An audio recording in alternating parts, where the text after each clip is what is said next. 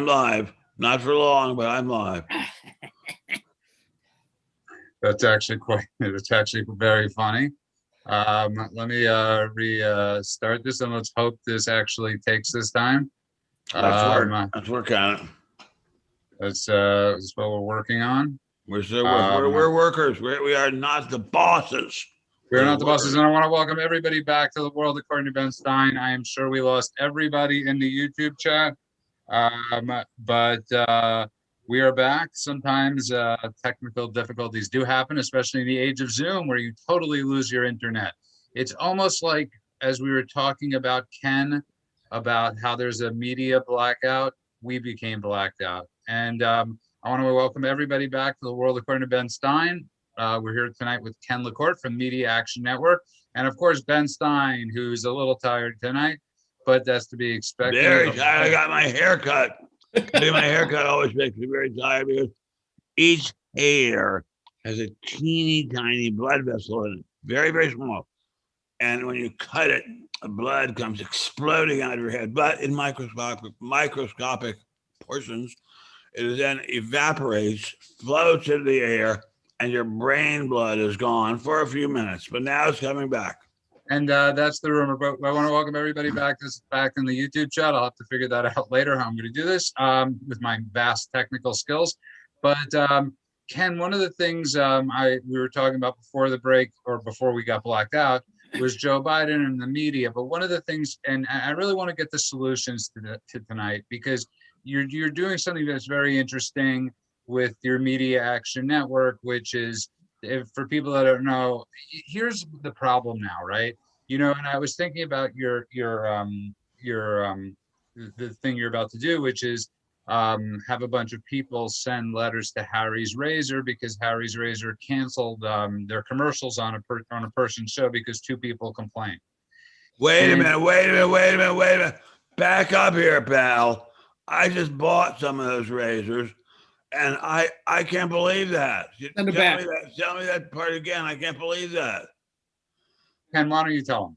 Oh, they had somebody from a Twitter account with 2 followers, which basically means 1 person, complained because they had the Harry Knowles show, which is Ben Shapiro's gang. And, you know, they complained because a guest didn't like transgenders. It was that kind of thing. And so in this day and age, the Harry's Razors just turned into just flapping manginas and capitulated at the first hint of everything. So wait a second. Let me back up a minute. Let me back up a second. You are telling me that a nationwide company backed off because of 2 people complaining?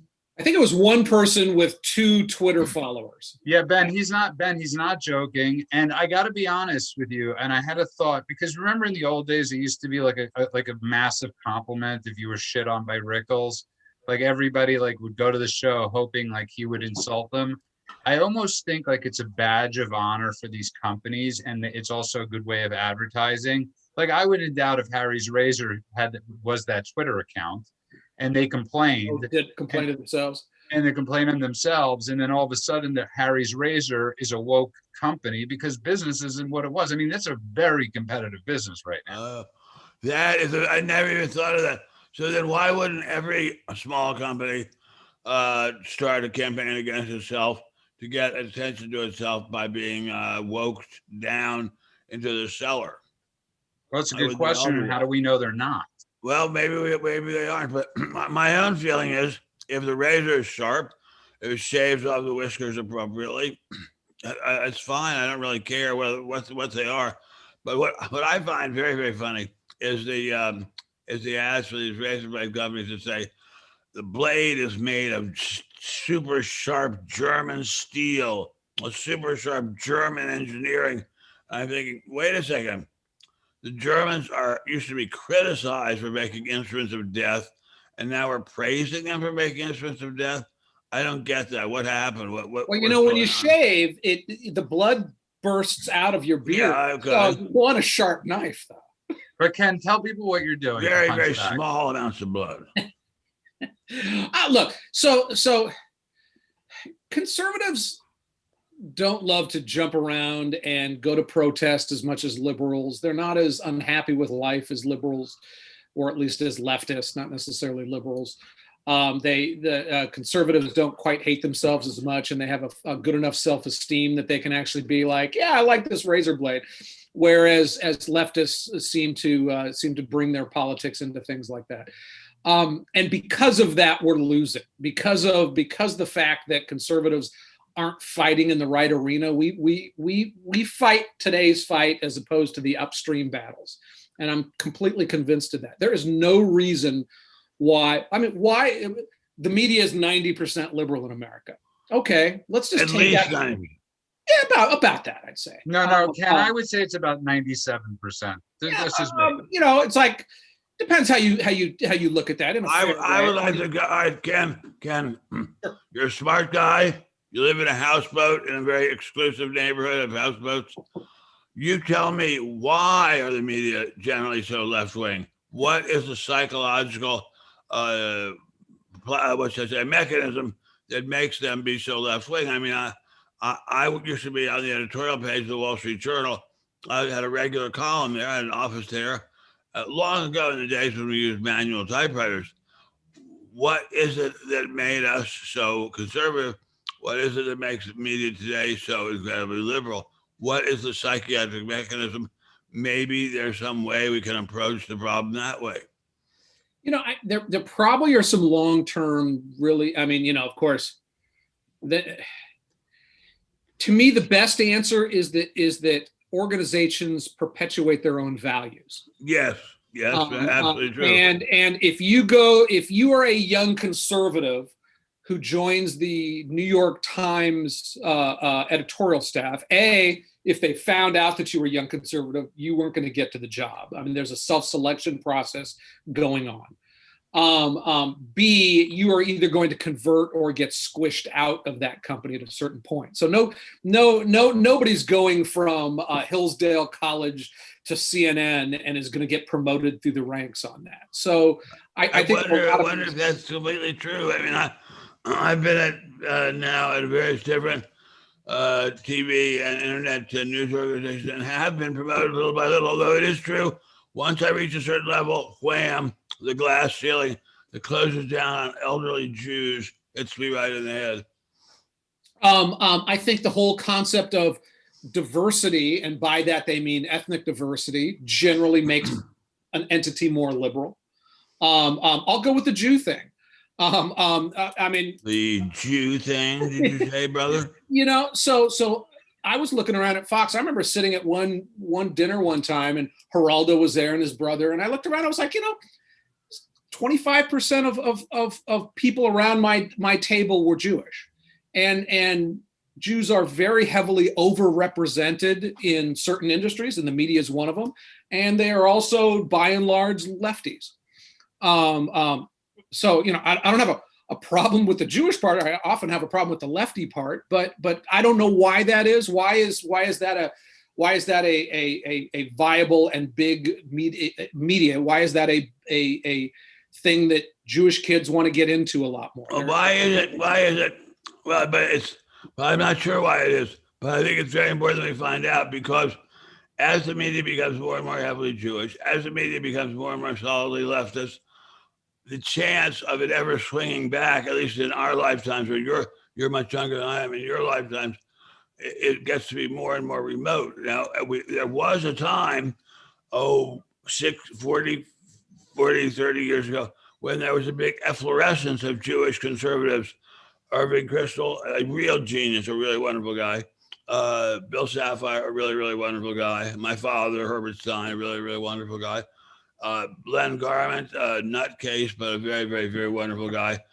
These guys all exploded onto the scene. Where are they now? Why am I the only Jewish conservative writing now? No, I'm not. David Horowitz is writing, and he does a damn good job. But why are they? What happened in the Jewish community to make it bubble up and then bubble down? What happened? You raise a great point, Ken, with the media, but I want to bring back to a time about when Hollywood started, they weren't Jewish liberals in those days. They were actually Jewish conservatives. Very conservative. That started the studios, and it wasn't like it was a posh position to start these studios. These were guys that came out here, and this was their shop, sort of like Bugsy Siegel, being in the desert and seeing gold when everybody else saw sand. So there was a paradigm shift that happened, and a lot of it could be attributed, Ben, I could be wrong on this and speaking out of turn, with the communism. A lot of it happened with the communists. The influence that the communists have had in this country pre-war, during the war, immediately after the war, was enormous. And that's why I always get a chuckle when I see about how McCarthy was totally out to lunch and how he didn't know what he was talking about, and there were no communists in the government. Are you kidding me? We wouldn't have had a Korean War if it weren't for a communist in the State Department named Alger Hiss. We would not have had 52 or 55,000 Americans dead because of the Korean War if it weren't for a communist in the State Department named Alger Hiss. The communists were all over the place, and amazingly, it took somebody who is now generally considered a dirty word, like a word as dirty as any word you could think of, Joe McCarthy, to actually go in there and point out that there were some real problems that needed to be solved. He got his life ruined and wrecked because he stood up like that. But nobody's standing up for it now. I mean, now the media is full of leftists. Look at the people who persecuted the Trump administration during its first few years. All communist agents, not all of it, might as well have been communist agents working in the FBI, in the CIA, to smear and destroy Trump appointees. Excuse me. And we let that happen. The American people didn't give a damn about it. They could get away with anything. Why? Because the rest of the media is covering up for them. So Ben, are you saying that Jewish Americans in your lifetime or a little before were politically conservative and or aligned with the Republican Party more? Not all by no means. I mean, absolutely not. No, but there was a time, roughly coinciding, not exactly, with the election of Richard M. Nixon to be president, when there was this neoconservative movement of people who were conservatives and were Jewish, and they seemed to be taking over the bloc. Then they were stopped in their tracks. Why? I'm not sure. But there's still some of them around, but not many. And why were they stopped in their tracks? Why were there so few of them in the first place? That's a good question, at least to me. Why are Jews I could never understand it because by and large, Jewish people shared a good number of values with conservatives. More than I would say liberals for the most part, not all of them, but it was self-reliance, it was education, it was I mean, small, owning a small business in America turns you into conservative, because every time some guy and that's why I'm conservative, or it was a big chunk of it. My parents were small business owners, and every time the government came to help, it was like, Jesus Christ, it was no fun. So I never, except for the fear of persecution of minorities, whatever those minorities are. Jews are canaries in the coal mines in most countries, right? When crap goes bad and the Fuhrer decides that we're going to blame all this on somebody, for some reason, Jews are often at the front of the line on that. So for a group of people to say, hey, we're worried about minority rights and the tyranny of the majority, and that's a little bit, that has been traditionally up, I think, until the last few years, more of a democratic value sometimes, or at least a liberal value. But otherwise, I never understood why Jews were, 80-20 Dem to Republican. You're talking to two Jews. I'm going to give you part of the answer. By the way, you're talking to two guys. I just want to just say this. You're talking to two people that have had constant conversations about this very subject for the better part of 17 years. So don't feel weird for asking this. Anybody out there, these are really important questions to have. And I want Ben to get to the answer. I just want to reintro the show. If you just tuned in, you are listening to The World According to Ben Stein. I want to thank everybody that came back after we had that bit of a power outage. Thank you, everybody that's back on YouTube. I want to thank everybody that downloads the podcast. Remind everybody to go to benstein.substack.com for your newsletter. And Ken LaCourte, we're joined by tonight from Media Action Network, an amazing organization. And of course, America's humble servant, Ben Stein. And let's get back to it, Ben, because we've actually had disagreements, Ben and myself, on this. I have my own theories. Ben has his own theories. Not Ben and myself. Ben and I. Thank you, Mrs. Lovin. Go for it, Ben. Makes me scared to Well, talk. what as it was always explained to me by my beloved mom and pop was that Jews came here. They weren't allowed in the restricted clubs. They weren't allowed in the restricted schools. And so they were angry at the establishment. And so they joined up with the rebels, who turned out to be Democrats, who did welcome them in, although they behind their back, they called them kikes. But they were welcomed in by the Democrats, so they became Democrats. And so the large bulk of Jewish immigrants became Democrats. Then, little by little, it started to change. The Jews were little by little welcomed, and little by little turned out to realize, as Ken just said, that Jews have an awful lot in common with conservative, Main Street Protestant, small town Christians. So, but what changed? So they said, we'll be conservatives. We'll all be happy doing it. Then along came an alien force, which was the very highly trained and highly disciplined Reds from Red Square in Russia, who said, oh, no, you can't be a real rebel as a Jew and be anything but a communist or something very close to a communist. So the influence, I mean, people are always talking about, the influence of Russia in American intellectual life. That's where the really big influence was and still is, and it's coming right out of Russia. It may have stopped now.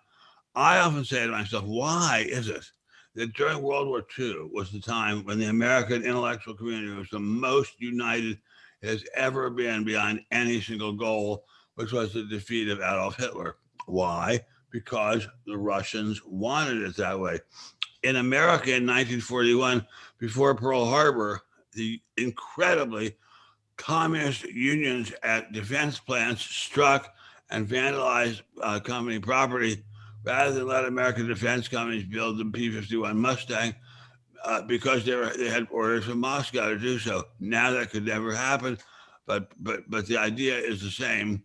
They can be brought to heel by orders from Moscow even now. Did that answer that for you, Ken? Kinda. It's it's very confusing, but the better question is, I think, also to an extent, is, Ben, and this is something Ben and I have discussed. There have been no better presidents to the Jews, to us Jews, for Israel as the two presidents, which is Donald Trump and Richard Nixon. There'd be no Nixon. There'd be no Israel without Nixon, and I mean there'd be no massive, a dream of peace in the Middle East if not for Donald Trump. And I have a theory on this, and Ben and I have discussed this. Just it's a generational thing. A lot of Jews, the younger, as the generations get younger and younger, they don't identify with Israel. It's not their identification anymore. It's almost like an albatross on their back that they constantly have to defend. And it's easier, as you know, in our society to be a sheep. It's easier a sheeple. Yeah, it's much easier to say, you're right. Why do we need that? Why do we need that place? And Ben and I were raised in houses that were very, very, very, very pro-Israel houses. And sadly, about 70% of the Jewish community isn't raised in that, Ken. And it breaks our hearts. It does break our hearts. It's very hard to understand. I myself, my own self, used to talk to Richard Nixon when I first moved to glorious Southern California in '76. I was permitted the incredible privilege of driving down to San Clemente and having visits lasting for an hour or two with Mr. Nixon, and would ask him about these questions. He gave me some very, very interesting answers, which I will put in my book that's coming out soon. The sad truth is the Jewish people have been brainwashed steadily more and more and more to care less and less and less about Israel. We have in our glorious Beverly Hills, where I live, and Judah lives very nearby and is often in our house, which we're very, very happy about. the people tend to be very conservative and very pro-Republican and pro-Nixon, but there are fewer and fewer of us. And where the others are, I don't know. I imagine they're smoking dope somewhere over at UCLA. So we hope that helped answer some of your questions, Ken, but it's something that bothers us quite a bit. I would imagine if you switch and you flip it now to the African American community, I would imagine it bothers the 10% of the Black community that looks at what Democrats have systemically done to them, and then the 10% or the 15% that vote Republican are looking at the other 85 going, I just don't get it. I just don't get it. These people have caused more damage to us, and yet we still vote for them. And that's just my humble opinion of, how that, I often identify with the Southern Black, who tends to be more on the conservative side. And, so we hope, I don't know if those answered your questions, Ken, but it baffles us. Or you can just say, we're crazy. Oh, should I tell my story from the other night, Ben? Yeah. So as you know, I just want to talk about something before I bring this up. Is this new thing that if you are if you're for ending the filibuster, you are a racist. That is the new tagline. If you this is Al Sharpton's thing for Joe Manchin and Kristen Sinema. If you vote for this to end the filibuster, you're a racist. And Al Sharpton, the fact that he has a seat at the table, it's mind-boggling. It's mind-boggling. I mean, people, if you're under 40, you probably don't know the story, but he burst onto the national consciousness because he perpetuated a race hoax in New York City. Just look up Tawana Brawley. No, I think she was out in the suburbs somewhere. No, it was the Bronx, I believe, and it was. Is it not a suburb? Is Bronx in the suburbs? I don't think there aren't many people that are calling the Bronx the suburbs, but you're right. It is a suburb, I guess, of New York, but it's not suburbial. Okay. But there was a cop named Stephen Pagonis, and he literally, Tawana Brawley made up a story that she was raped by a bunch of white men. And Stephen Pagonis was one of the police officers, and his life was absolutely ruined. To this day, Al Sharpton has never apologized. And Ken, let's take it a little further. He created riots in Crown Heights, which got Yankel Rosenbaum killed. So, sorry, Ken? No, I said it was a big deal. And it was a big deal. And it was obvious from day one that it was a hoax. The fact that the media didn't label it as a hoax from day one is humiliating. And he knew about it, if not from day one, from pretty much. And the fact that anybody looks at him and takes anything out of his mouth coming to do with race is ridiculous. And don't get me going on the Reverend part either. But the problem is the media does. And that's what I was going to say before as you were asking the question. The media really created the narrative. The media has been creating a narrative in this country for God knows how long. I mean, for God knows how long. So if you want to ask the question about why Jews tend to, I was thinking about this as we were talking, or Blacks, is because the media has created a narrative, right? They created the narrative that Richard Nixon was an anti-Semite. They created the narrative that Donald Trump was an anti-Semite.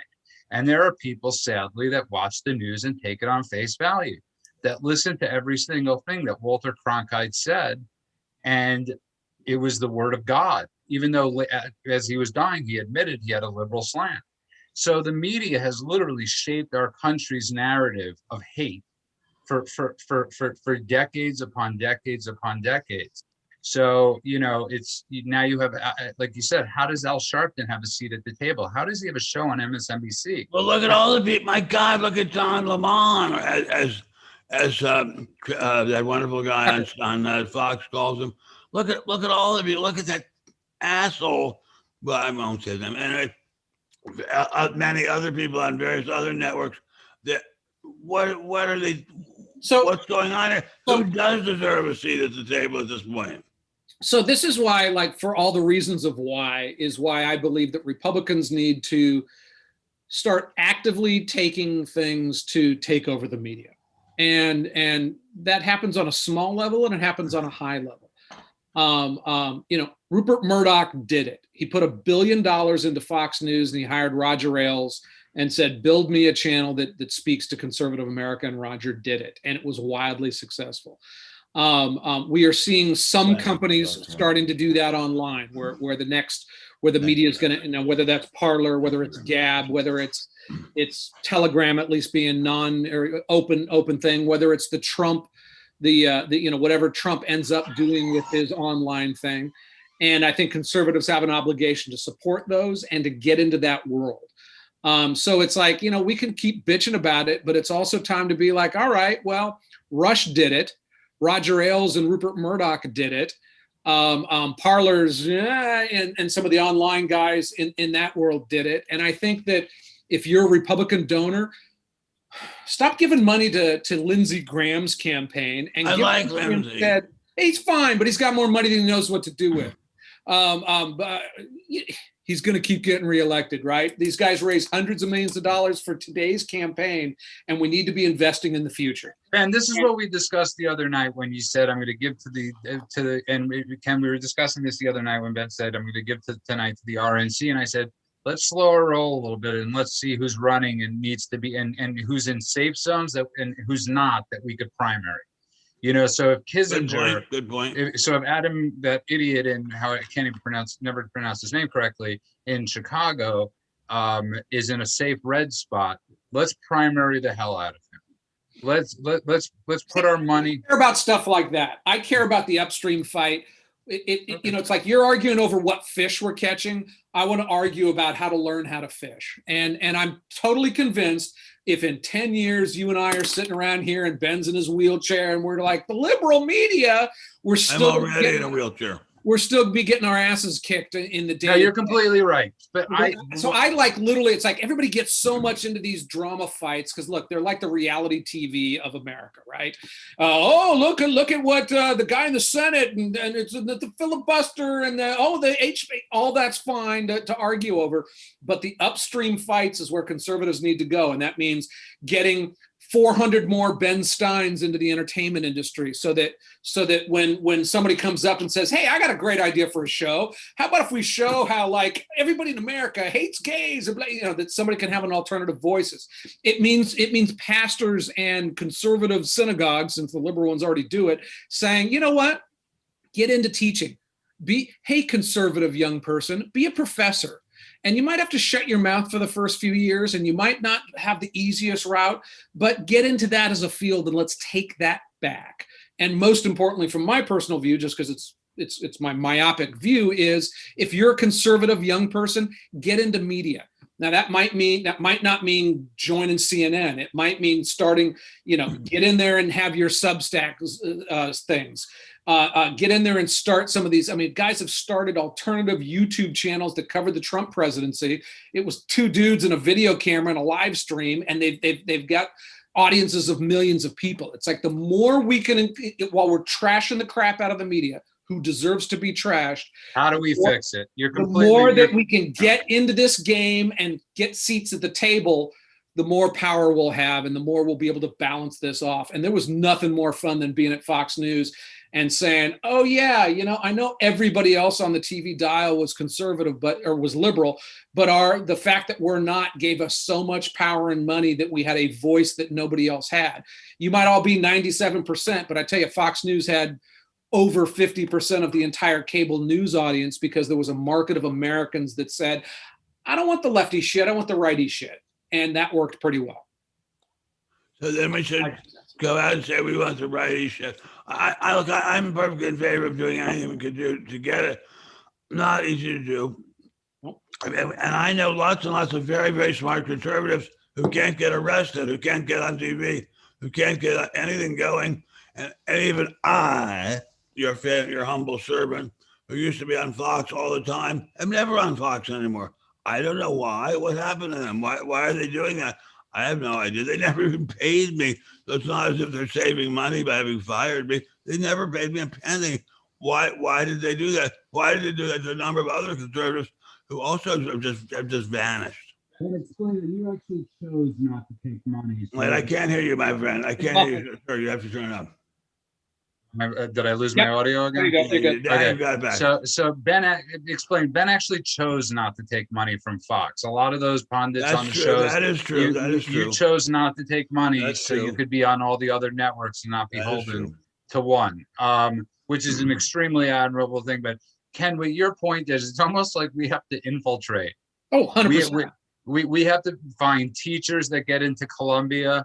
We have to find teachers that get into Stanford, into Berkeley, and you're right. It's a long-term project, but you know, that could be a fun fight. That could actually be a real fun challenge. 100%. We need to do that. Yeah, and okay. So if you're ready, sign up. Throw yourself at the door of your local news station tomorrow, Monday morning, and ask for a job. Well, what it means is young conservatives finding mentors in the industry. What it means is young conservatives knowing the cancel culture is real and we need to fight against it, need to shut the fuck up on social media and not. Wait a minute, you can't say that on TV. Well, but you said pussy, so. My wife has 3 lovely cats. She's a cat fancier. and I'm sorry, I just got us demonetized. It means we don't monetize, by the way. Go on. Not anymore. It means the number, you know, as a young conservative, it means, hey, if you want to get into that world, maybe you know, dust off your Instagram feed and take off certain things to get in there and infiltrate until you can grab some positions of power. It also means the rich friends that I know and that Ben knows and that I don't know if Judah knows any rich. I don't know any rich. To encourage them to say, hey, let's invest in right of center media. You raise a great point. I love what you're talking about. Sadly, he recently passed away. It was my only issue, and I brought this up with you before in the past. My only issue with Sheldon Adelson was, you know, he was an analog guy in a digital world. And I always wish he would have pumped more and more money into online stuff. And he did so many great things at donating money and helping people get elected. But you know, he's gone. And but you're right, that is the way in. And Ben has had a very long day. Ben, are you with us? I'm thinking to myself, it's been a very, very long day. I had my hair cut. The blood exploded in my kitchen. I'm just trying to think to myself, seriously, if I were a young, brilliant conservative, it's now Thursday night. How do I start? And it's a simple thing. It's really simple. And this is how I did it with all due respect. And I became modestly well known for doing it. Just go to your computer and start writing an essay and keep writing an essay till you've got 800 to 1,500 good words about something that's really bothering you. Mine tonight is going to be about face masks, which I find repulsive and repellent and totalitarian. So let's write something about that and send it in to everybody we can think of. And that's how we start. And write one of those every day. Yeah. Ben actually can bombard the fucking Nazi apparatus of the media until it's easier for them to say yes than for them to say no. Ken, he's actually raising a great point because basically what Ben is saying without realizing it is he's talking about SEO, right? He's talking about organic. Ben, it's a term of optimizing on the internet. If you put enough articles in, if you put enough stories in, if you don't confuse them with SEO, Jesus. What? Don't confuse them with SEO. I don't know what that means. It's I basically, know. Of course you don't. You're not supposed to. You're not supposed to. But then basically what you're saying is we have to do this organically, right? We have to post as much as we can. We have to draw it out of our bowels and put it in the computer and then spread it all over the world. Seriously, I take something from my bowels right now. I have a friend, a young, incredibly charming, lovely friend. She's not an expert in politics. She's not an expert in anything that I'm aware of so far, except medicine. And she has used a tiny little platform in Twitter to get sometimes hundreds of thousands of followers if she hits the right subject. We can keep trying to do that. It doesn't. As we economists would say, The price of entry is almost inconceivably low.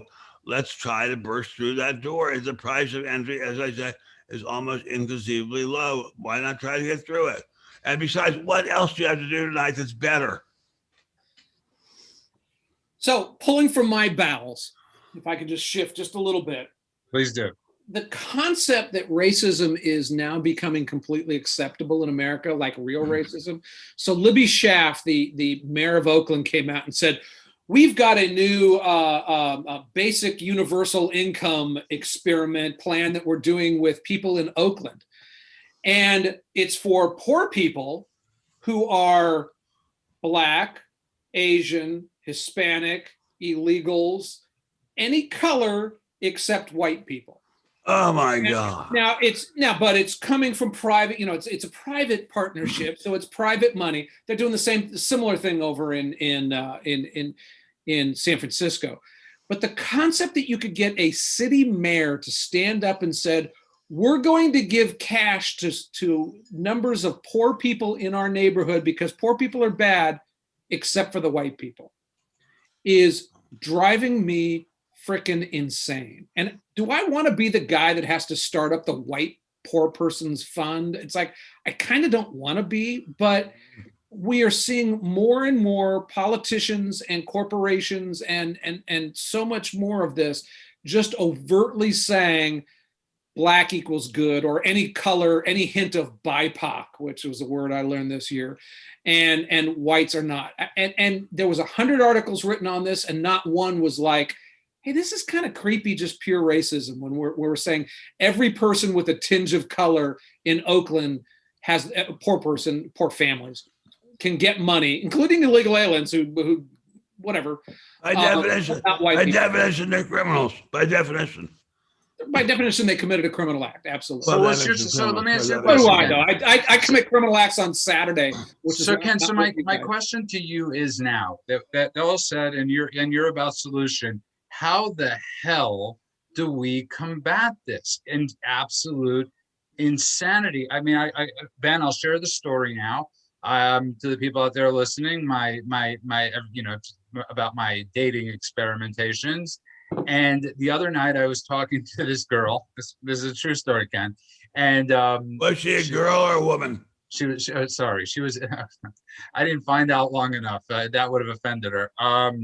So we're talking, and she said I asked her where she's from. She said she's not from America because she didn't get a music or a movie reference. And I said, oh, okay. And I said, where are you from? She said, Bombay. So I'm like Google searching, and I'm like, well, they don't even call it Bombay anymore, but it's now Mumbai. And I said to her, I swear to God, this is exactly what I said. I said, you must have been here for a long time. I mean, your English is exceptional. And she said, that is racist. Oh my God! Why? Wait a second. You told me that story before while I was lying on my bed gasping for air. Tell me why it's racist. I don't know. She didn't explain. She said she accused me of racism. You tell me why is that racist? So I don't know. It's like, why when I tell a girl she has a hot ass, is that sexist? No, it's not. Ken, I'm saying, why is it racist? It's because she's a fucking whiner and she's looking to be a victim and she has low self-esteem and her ability to fight back is because she can accuse people of being worse than her. That's why it's okay. That's a good answer. I like that. That's a very good answer. Or sexist or whatever ist it was. That is a very good answer. Yeah, I'm like, you're from India. But why am I supposed to assume that all of India had this great education where everybody there spoke English? It's not like Ben, who has got a lot of Filipinos that work for him.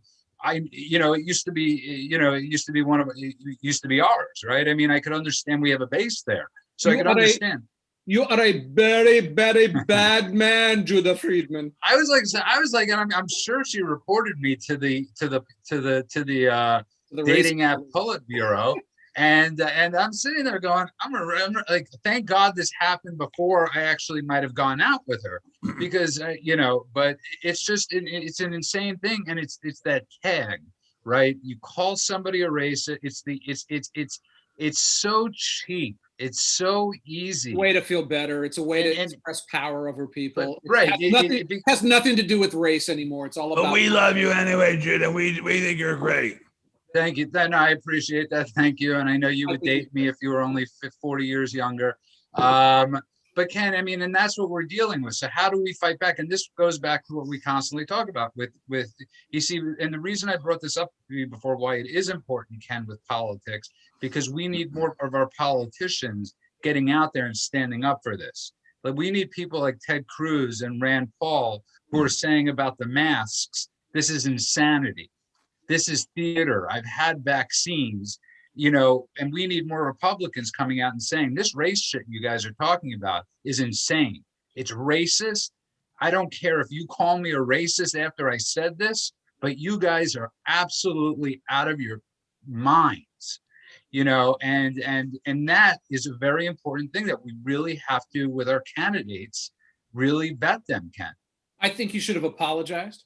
Send her money. Send her I money. think you should have dated her.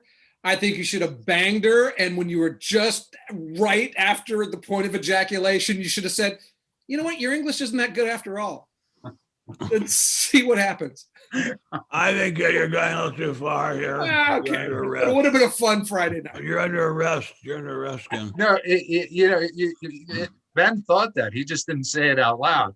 But I think Ken should be arrested for this. But no, I mean, and Ken, and so that, you know, we're talking about solutions. Funnily enough, I have handcuffs here. I don't know. Both of you have offered very good solutions tonight. Ben's exactly right? You get as many things out there on the net as you can possibly get. You bang on as many doors like you can, as you're doing with the Harry's razor thing, and get all your people to say, even if it is a publicity stunt by Harry's razor, like, are you guys out of your damn minds? Like, have we, you know, and they are. We've lost balance, and we've lost our way. We lost our way. And I got to tell you something, guys. Well, you know, this past year hasn't helped. I mean, I was thinking about this on the drive down to your house today, Ben. We don't even know the mental health consequences of what's gone on in the last year, about how this is going to stunt not just, you know, children, but adults at the same time. It's scary as hell, and nobody gives a damn about it. And the whole country is, well, look, they take away cigarettes, which are one of the main ways that people use to calm themselves and feel better. That's fine. Cigarettes are bad for you. Now they've locked us up. They've taken away face masks. They put on, rather, they've required face masks. Face masks are a way that we see what's going on around us. I am privileged to say I've been alive for 76 years, and I've learned more from watching people's faces than I have from any other single source on this earth. And I really, really like to look at a person's face. I think it's criminal that we're not allowed to see a person's face anymore. Ken, and Ken, I agree with you, Ben, 100%. But Ken, this Harry's razor thing, how do people that are listening, how do they get in on your network? How do they? All of this, for anybody who wants to play in this game, go to www.mediaactionnetwork.com. You'll sign up for our daily newsletter where we look every day. I give you one way to poke the liberal media back, or something along those lines, or in this instance, poke the liberal razor patriarchy, little reasonable people back. And we just need to start using some of the we need to start using some of the tactics of the left and getting back into this and creating problems for them. And we need to look, corporations in the final analysis are all about, hey, whatever's the thing that's going to make them the most money and create them the fewest problems. You know, when we create problems for when they do woke stuff like that, that helps us. We need to start bringing in some of those tactics. The left has been at war with us on a cultural way for years, and we've been intellectualizing it. It's like, well, you know, that's a da da da, as they're beating the brains out of us. I mean, we're like the guy at the bar who's still saying, I don't think you should be hitting me in the face. And conservatives need to fight back harder. I love it. Okay, can I just do my song now? Yes, but before that, I just wanted to read a quick thing. First of all, I want to wish my father a happy birthday, and I want to wish everybody a happy I want to wish everybody that's celebrating happy Passover. I can't believe it's another year. I was thinking about this. People are they still can't be fully with their families. But there was a song in the 80s by a band called Tears for Fears. And Ben, you've been very big on this with the face, with the faces, that this mask has taken away our face. And they had a song called Mad World. And it's really profound because it says, all around me are familiar faces, worn out places, worn out faces, bright and early for the daily races, going nowhere, going nowhere. Their tears are filling up their glasses, no expression, no expression. Hide my head, I want to drown my sorrow, no tomorrow, no tomorrow. And, I don't want to read the whole song, but there's a line where it says, children waiting for the day they feel good. Happy birthday, happy birthday. We have kids that still learn in school. We got to, Ben, you got to keep pouncing on this mask stuff because it's so damn important. And I think it's time, Ben, that you could also take a stand, and some people say, and just take that mask off. It's worth it. I do take that mask off when I'm at my closest store to me in Malibu, and some little Bolshevist comes up to me and tells me to put it back on. So, and then they say they're going to call the Malibu sheriffs and the LA County Sheriff Station and have me arrested. I didn't want a confrontation about that. I want to just go home and make my wife her steak and watch TV and go to sleep. I will gladly bail you out. I don't think you can bail me out, my friend. I think in today's America, you cannot be bailed out for crimes against humanity, which this clearly is. We'll have Larry Klayman. I will be there with Larry Klayman. And before you sing us out, it's MediaActionNetwork.com, right, Ken? Can I have 30 seconds? Yes, please. Yes, go ahead. I think we should start theming some of these shows. Anyhow. What do you mean beaming? And what does that mean? Theming with a theme. 3 things happened. I got into 3 things this week. One is I saw a Netflix documentary called Wild Wild Country. And it was about the Rajneesh, the kind of quasi cult that came into Central Oregon in the early 80s. And it was a couple years old on Netflix, but it was one of the most interesting documentaries I've seen in years. It was a 6-parter, 6 hours. It was it's horrifying. It's horrifying. But you know what they did, Ben? They got a lot of the Rajneesh, including like one of their main lawyers in, and the gal who was the really evil one, to talk a lot about it. So it was a little kind of, how do I say it, pro Rajneesh-y, just a little bit, but it raised so many intellectual issues of religion versus cult, of land rights use, of Americans versus immigrants, that I found it was one of the most entertaining 6 hours of TV I've had in years and years. That's number 1. Point number 2, I watched a thing on the Unabomber, and I've started reading again the Unabomber Manifesto. He's got some points. I'll get back to that on the next one because he talked about liberals and left. I'll tell you what, Ken. Ken, the next time you're on, we will talk about the Unabomber's principles. But go on. What's your third one? Third one is I've just started cooking with MSG, and used properly, it's friggin' awesome. I agree. I love MSG. You're speaking to the king of MSG. You know what? Never used it before. Always knew it was kind of BS the way everybody. No, it's great stuff. It's great stuff. I just had some fried rice tonight with a little MSG. So okay, well, because it is Thursday and it's almost Friday. Well, it's Saturday night and I just got paid. I fool about my money. Don't try to save. My heart say go, go. Have a time for a Saturday night, baby. I'm feeling fine. I want to rip it up. I want to rock it up. I want to rip it up. I want to rock it up. I want to rip it up and ball tonight. Hey, I want to thank everybody again. Won't be late. I picked her up in my 88. I shag it on down to the social hall. When the joint starts booming, I will have a ball. We're going to rip it up. We're going to rock it up. We're going to rip it up. We're going to rock it up. We're going to rip it up and ball tonight. Ball, by the way, in the language of the African-American freedom fighter, means have sex. And on that note, I thought it meant have money. Oh, no. Shit. I'm screwed up. And on that note, I want to thank everybody that's been listening. on the live stream. I want to thank everybody that's been downloading the podcast. I want to thank Ken LaCourte, and of course, I want to thank America's humble servant, Benjamin Jeremy Stein. Thank you for getting me to laugh. Thank you all. Thank you. Have a great night, guys. Guys, have happy Easter, happy Passover, happy day.